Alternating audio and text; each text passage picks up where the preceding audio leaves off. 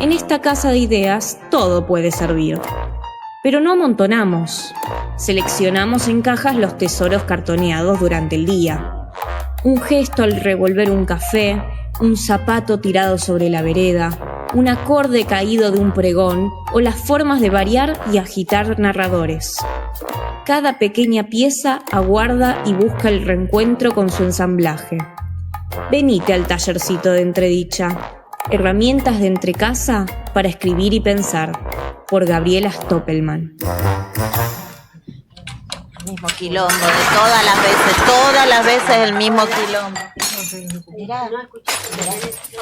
Para mí, ¿qué es lo que estás haciendo, Isa? ¿De dónde sacaste eso? ¿Cómo puede ser? Es un taller, ¿entendés? No puede haber cualquier pelotudez en un taller.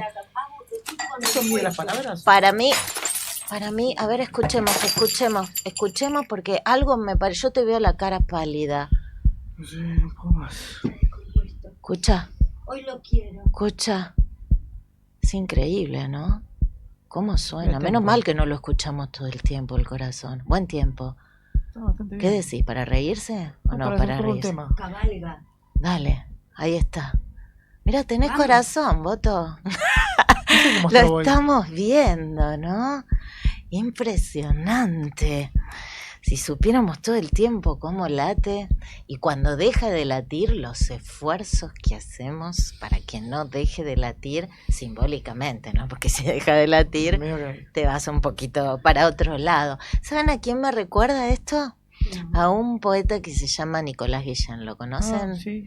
Sí, Bueno. un cubano, Nico, el famoso Niquito de Cuba. Bueno, pues sabes que Guillén, cuando era joven, se había enamorado de una señora que se llamaba Sara Casal, que se ve que anduvieron un tiempo y después lo dejó. Entonces escribió un poema, sí, así se cagaba de risa la Sara Casal cuando lo dejó. Estaba de lo mejor. Lo dejó, sí, mientras ella lo dejaba, él escribió un poema de 15 piezas. En realidad son 15 poemas, que tampoco son poemas, son prosas versificadas. Y esas prosas versificadas, ¿estás bien? ¿Estás bien? Sí. Porque yo no sé si lo que escuchábamos recién era tu corazón o el corazón de Sara Casal cuando leyó estos poemas que le escribió Guillén, ¿no? Él escribe un poema que si lo leemos rapidito es como un poema de amor. A decir verdad, no es el corazón de su poesía, la poesía amorosa, pero yo creo que tampoco este es un poema de amor. Escuchen cómo empieza. Dice así: te lo dije, siempre te lo decía, porque no fue cosa de una vez. Ten cuidado, no jures que me amarás hasta la muerte. Mira que el morir es cosa seria y si te quedás viva, qué risa la que va a darnos a los dos lo que debiera ser un gran dolor. Así fue. Ahora me río hasta las lágrimas. Fíjate bien, he dicho lágrimas. Estos son los primeros fragmentos de este poema, un poema raro porque nunca lo incluyó en su obra completa, nunca lo dio a publicar, solamente circuló entre amigos, ahora que murió lo podemos leer nosotros, pero en ese momento solo lo escuchaba Sara Casal. Y yo creo que es un poema que tiene que ver con las incertezas, ¿no? Con las pasiones mestizas que generan las incertezas. Así como no podemos prometer que vamos a amar hasta la muerte porque nos puede salir mal, la muerte puede sobrevenir muy rápido o puede no sobrevenir y nosotros no seguir amando. Es cierto que ante lo que no podemos manejar, las pasiones se vuelven mestizas, se vuelven mixtas, como decíamos en la columna de música, se vuelven limítrofes, ¿no? Como entre la admiración y la envidia, entre la risa y el llanto, entre el amor y el odio. Y él tratando de manejar la ausencia, porque es lo que más incerteza nos trae, ¿no? ¿En quién nos transformamos cuando alguien deja de estar con nosotros, ya sea una pareja, un amigo, un oficio, cuando ya no podemos hacer territorio en un oficio, en un lugar, y el que éramos ya no está, y el que vamos a hacer todavía no aparece? Esa tremenda transición, que es una profunda incerteza, hace que él la quiera reconstruir a esta amada o a cualquier cosa en algún sitio de la primavera. El poema se llama En algún sitio de la primavera y sigue así: ¿Has muerto tú o he muerto yo? Di que morimos los dos. Ay, yo diré más. Diré que solo tú renacerás.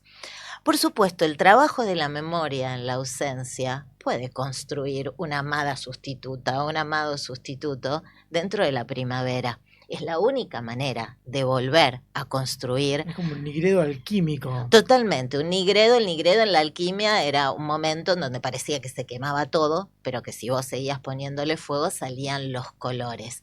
Está claro que ella va a renacer porque él la va a construir en el poema. Esta es una de las funciones de la poesía, encarnar eso que nadie sabe cómo se hace, qué hacer con la ausencia, qué hacer con los fragmentos, qué hacer con el vacío, qué hacer con el umbral, con la zona de transición, qué hacer con lo que nadie sabe, qué hacer con el misterio. El hacer sería como un modo de amor. Por supuesto, un modo de amor Dentro ya del dolor, además. dentro del dolor y ya no a esa amada, sino a otra amada. La amada esta que va a renacer en la primavera y que seguramente es un amor mucho más fiel y más duradero que el de la primera. Mejor. Muchísimo mejor, porque es una construcción que tampoco es tuya, porque vos no sos esa que eras cuando estabas con ese o con esa. Hay una transmutación completa y el poema da cuenta de este no saber cómo uno deja de ser y se transforma en otra cosa. Y termina así. Cuando ya no te vea, ¿de qué modo voy a morir?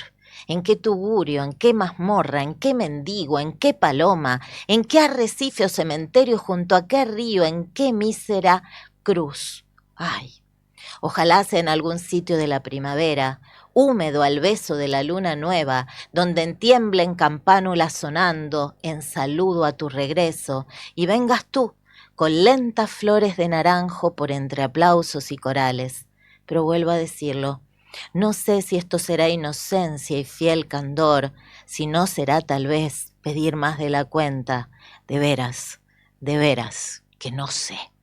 Por eso insisto que es un poema sobre la incerteza que vivimos cuando sentimos cómo late el corazón, cuando dejamos de ser una cosa y nos transformamos en otra.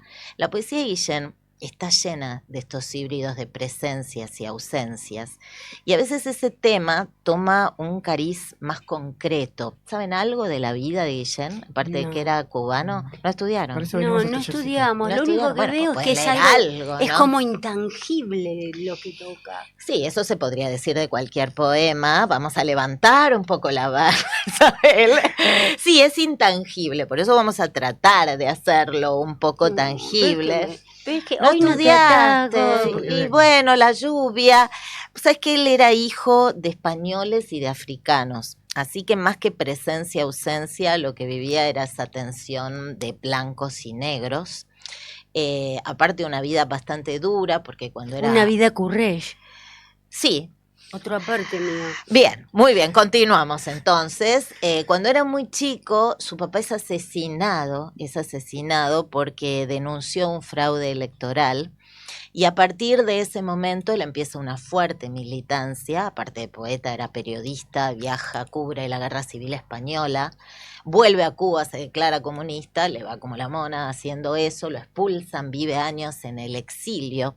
Pero en el medio de todo eso aparece la poesía que es más típica de Guillén, que no hace un encuentro entre la ausencia y la presencia en general, sino entre lo español y lo africano, entre los blancos y los negros.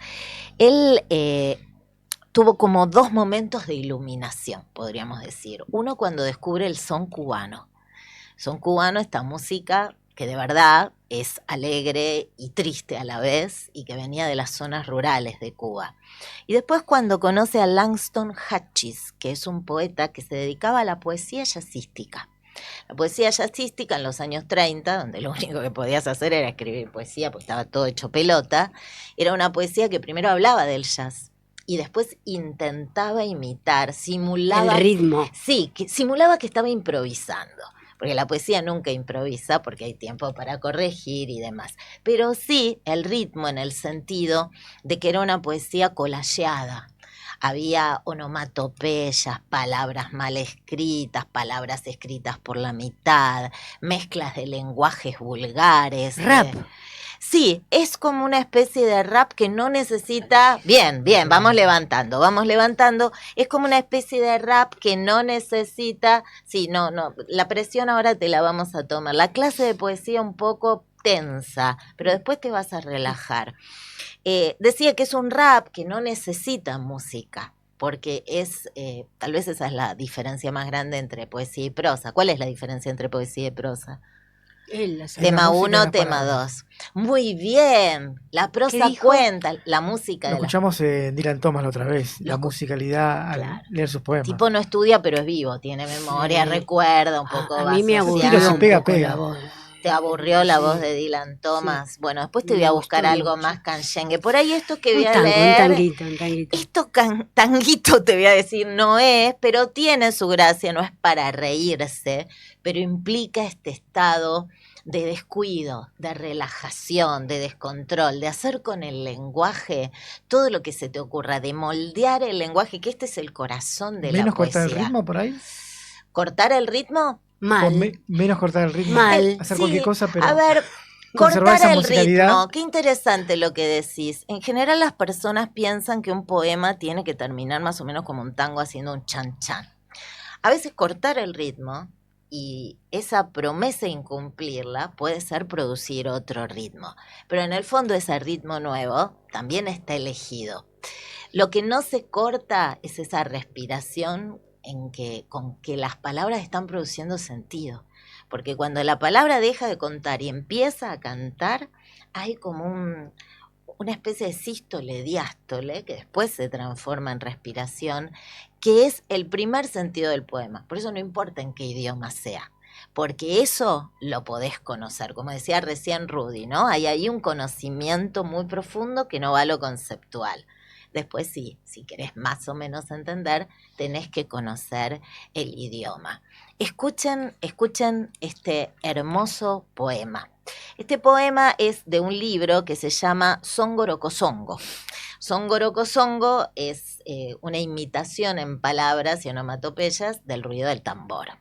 Y dice así: si tú supieras, ay negra, si tú supieras, anoche te vi pasar y no quise que me viera. A tú le hará como a mí, que cuando no tuve plata te corriste de bachata, sin acordarte de mí. Songorokosongo, songo pe, songorokosongo de mamey, songoro la negra baila bien, songoro de uno, songoro de tres, ae, vengan a ver, ae, vamos pa' ver, vengan songorokosongo, songorokosongo de mamey.